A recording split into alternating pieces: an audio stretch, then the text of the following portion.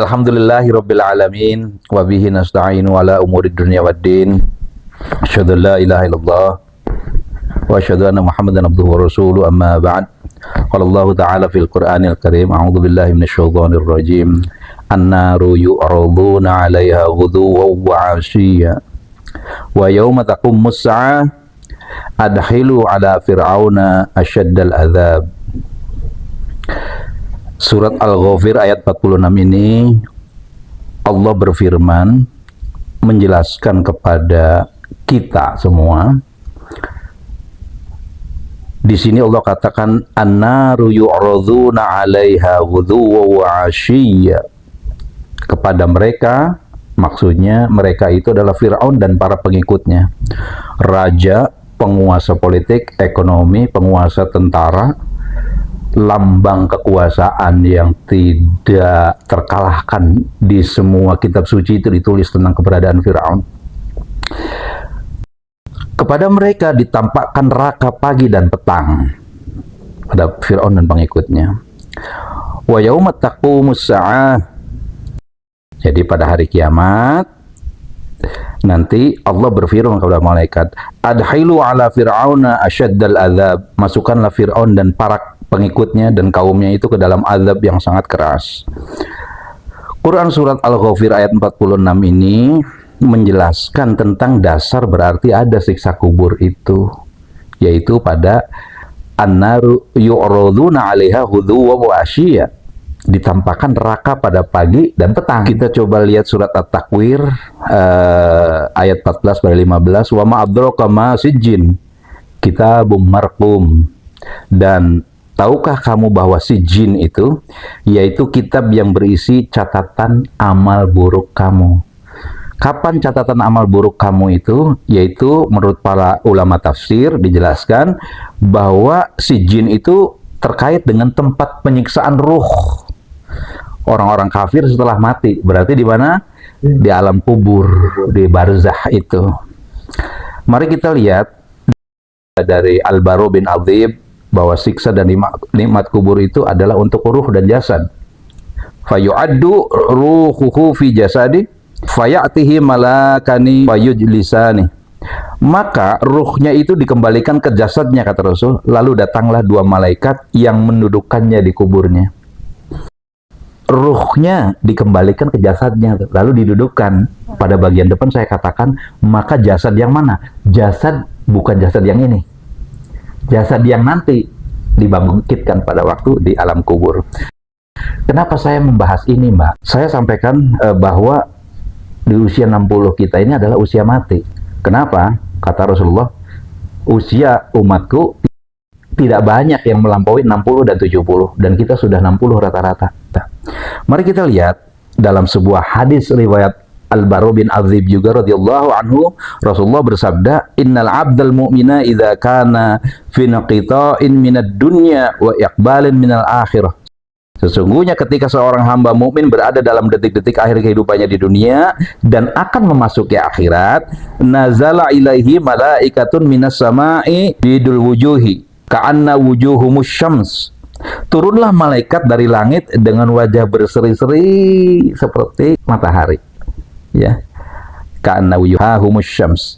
Wa innal abdal kafiru idza kana fi inqita'in minad dunya wa iqbalin minal akhirah. Sebaliknya, jika seorang hamba kafir berada dalam detik-detik akhir kehidupannya, nazala ilaihi malaikatun minas sama'i sudul wujuh ma'ahumul masuh. Turunlah malaikat dengan wajah hitam legam dan membawa kain yang kasar. Fayuftahu lahu babun ilan nar fayanzuru ila maq'adi minan nar. Lalu dibukakan baginya pintu ke neraka. Dibukakan pintunya. Jadi kalau kita di hotel ada namanya connecting door. Ini alam kubur kita, itu neraka. Dibuka itu pintu. Wa yaqulu, dan dikatakan kepadanya, hadza maq'aduka hatta yab'atsakallahu ilahi yaumil qiyamah. Inilah tempatmu sampai Allah membangkitkanmu pada hari kiamat nanti. Inilah tempatmu. Jadi ketika kita di alam barzah itu kita udah tahu Udah tahu kita bakal di surga apa di neraka. Sudah di situ. Ya, ini hadis sahih riwayat Ahmad dan Abu Dawud, juga oleh Imam Hakim. Lalu hadis riwayat Bukhari dan Muslim. An Aisyah radhiyallahu anha anna Rasulullah sallallahu alaihi wasallam kana yad'u fi salatih. Dan Aisyah radhiyallahu anha mengatakan bahwa Rasulullah sallallahu alaihi wasallam dalam salatnya itu berdoa, Allahumma inni a'udzubika min adzabil qabri. Ya Allah, aku berlindung kepadamu ya Allah dari siksa kubur. Berarti kubur itu ada siksanya. Wa min adzabin nar, dan dari siksa neraka. Wa min fitnatil mahya, dan dari ujian kehidupan. Kita banyak ujian selama kehidupan ini. Wal mamati, dan dari fitnah kematian nanti. Menurut keterangan hadis nanti dijelaskan bahwa setan tidak akan pernah berhenti menggoda kita untuk meragukan keberadaan Allah. Makanya itu salah satu kenapa hikmahnya ketika ada saudara keluarga kita mau meninggal, jangan ditinggal.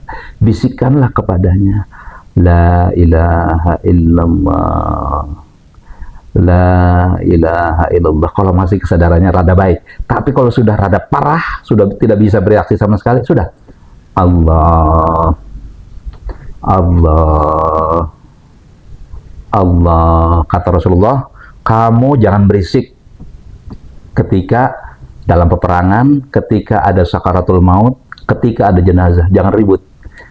Wa min syarri fitnatil masihid dajjal, serta kejahatan fitnah dajjal. Ikhwatiman sekalian, bahwa siksa kubur yang mengerikan itu, yang kita takutkan itu adalah hal yang benar adanya berdasarkan Al-Quran tadi dan juga hadis-hadis yang sahih dari Rasulullah. Kita lihat dari Ibnu Abbas radhiyallahu anhu, beliau berkata, marron Nabiyyu sallallahu alaihi wasallam ala qabraini faqala. Nabi sallallahu alaihi wasallam melewati dua kuburan. Kata Ibnu Abbas nih, lalu Rasulullah bersabda, innahuma la yu'adzabani. Sesungguhnya mereka berdua nih lagi diazab. Rasulullah tahu, karena dikasih tahu. Itu masalah gaib. Rasulullah dikasih tahu, diinformasikan. Ibnu Abbas tahu nggak? Nggak tahu, nggak mampu mendengar. Karena kata Rasulullah, seandainya kamu dikasih tahu, dikasih kemampuan oleh Allah untuk mendengar jeritan dan raungan siksa kubur, kamu tidak akan kuat, kita mungkin pingsan. Saking gegaurannya, berteriaknya sejadi-jadinya orang yang disiksa di alam kubur itu. Yang diberi kemampuan untuk mendengar frekuensi pada jeritan itu hanya hewan. Hewan dikasih tahu, jin nggak dikasih tahu, jin dan manusia nggak dikasih dengar itu. Innahuma la yu'adzaban, sesungguhnya mereka itu lagi diazab dan sedang disiksa. Ma yu'adzabani fi kabir, dan tidaklah mereka disiksa itu karena dosa yang besar, bukan karena dosa besar ini nih disiksanya. Menurut mereka, kata si pelaku tuh, apa dosanya? Amma ahaduhuma fakana la yastatiru minal baul. Yang pertama disiksa itu, yang pertama, dua kubur kan tadi, yang pertama disiksa karena tidak bersuci ketika kencing. Laki-laki atau perempuan. Itu kan buat orang yang sembarangan, maaf ya, kadang-kadang orang yang lagi safar, lagi berkendara tuh, khususnya laki-laki, kencing tuh sekencing-kencingnya aja. Iya kan, habis itu selesai kencing udah. Makanya penting bagi kita, kepada keluarga kita, untuk menjaga. Ini berat tanggung jawabnya, urusan kencing tuh berat. Kayak yang tidak beristinja ya, tidak mencuci, tidak bersuci ketika habis kencing. Lalu kuburan yang kedua bagaimana? Wa ammal akhara fakana yamshi binamimah. Kuburan yang kedua kata Rasul disiksa karena mereka itu namimah, pengadu domba. Nah, ini zaman sekarang nih kita lihat, adu domba tuh. Antara satu kaum dengan kaum, antara orang dengan orang, ulama dengan ulama diadu domba, iya kan? Ya sebentar lagi nih, tanggal 1 Ramadan, itu 1 Ramadan sama 1 Syawal itu lahan adu domba itu. Nah itu jangan mau diadu. Oke. Intinya jangan remehkan bab bersuci. Ajarkan kepada anak-anak kita setelah kencing itu ya, karena bisa menyebabkan siksa kubur. Nah, contohnya begini. Rasulullah selalu beristinja, kalau nggak nemu air, beristinja dengan batu. Laqad nahana an nastanjiya bi aqalla min salasi ahjar. Rasulullah itu melarang kami untuk beristinja dengan kurang dari 3 batu. Artinya tidak boleh kurang dari 3 batu. Kalau nggak ada air, di mana kita safar, bawa cari batu. Batu. Ya, baik perempuan maupun laki-laki sama. Jadi untuk ditempelkan, dibersihkan dengan batu, ya. Pakai ukurannya bukan ukuran ro'yu nanti. Ro'yu itu akal, logika bukan. Batu kan kotor. Nah, nanti kita salah ngerti kalau begitu. Batu kan nanti barangkali banyak kuman dan bakteri. Sekarang larangan beristinja dengan kotoran dan tulang. Nah, ini ada kotoran. Dari Abu Hurairah radhiyallahu anhu, Rasulullah bersabda, la yastanji ahadukum birauthin. Janganlah salah seorang di antara kamu beristinja dengan rauthin. Raut itu kotoran. Wala azmin, atau tulang. Nah, yang paling berat tulang. Kotoran tadi tuh tinjanya wedus yang sudah mengering, tuh tinjanya onta yang sudah kering, itu kan sudah membatu tuh. Jangan pakai itu, jangan sembarangan. Kenapa sih dilarang? Fa innahu zadu ikhwanikum minal jin. Karena itu adalah makanan dan dari saudara-saudaramu. Itu tuh makanan saudara-saudaramu dari kalangan jin, ya. Hadis riwayat Muslim. Nah, ikhwatiman, tentang ada hadis satu lagi, ini nanti kalau misalkan nggak dapat 3 batu, ada cukup dengan beberapa batu. Dari Ibnu Mas'ud radhiyallahu anhu, beliau berkata, atan Nabi sallallahu alaihi wasallam al-ghaidha. Nabi sallallahu alaihi wasallam pergi untuk buang hajat. Fa amaroni an atiyahu bi thalathi ahjar, dan beliau memerintahkanku untuk membawaku 3 batu. Fawajadtu hajaroini wal tamastu tsalitsa falam ajid. Aku menemukan 2 batu saja dan mencari yang ketiga, tapi tidak menemukannya. Cuma 2 batunya tuh. Fa akhadzu rausatan fa ataituhu biha. Lalu aku mengambil kotoran yang ada, ya, 2 batu dan 1 kotoran yang kering, lalu membawanya kepada beliau. Fa akhadzal hajaroini wa alqar rausah wa qala hadza riksun, kata Rasulullah. Maka beliau mengambil 2 batu itu saja dan membuang kotorannya nggak diterima. Lalu beliau berkata, hadza riksun, ini najis, ini kotoran. Dengan dalil ini, maka kita cara memahami hukum tuh gitu tuh, mas-mas dan mbak-mbak. Dalil umumnya apa? 3 batu. Dalil khususnya apa? Kalau tidak dapat tiga batu, ya sudah sekurangnya. Yang penting harus pakai batu, gitu. Jangan kotoran. Daripada tidak. Kalau tidak, ingat siksanya mengerikan sekali, hanya urusan itu saja. Lalu siksa kubur karena tukang adu domba nih. Sekarang adu domba itu menjadi suatu pabrikan, menjadi suatu pabrik. Apa nih ngadu domba, apa lagi nih? Ini bulan depan ngadu domba, Pak. Karena adu domba itu adalah simbol ada yang mengambil manfaat itu.